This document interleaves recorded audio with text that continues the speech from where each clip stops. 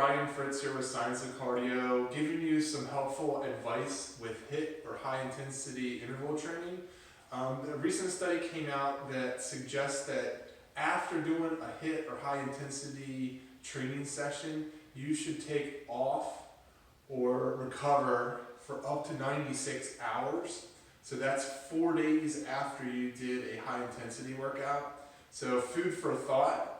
If you're doing high intensity workouts, they should roughly be every week, once a week, or once every week and a half. And then having kind of a strategic plan that's mapped out based off of that inflammation, that kind of recovery process that happens. It takes a long time. So hopefully this is helpful.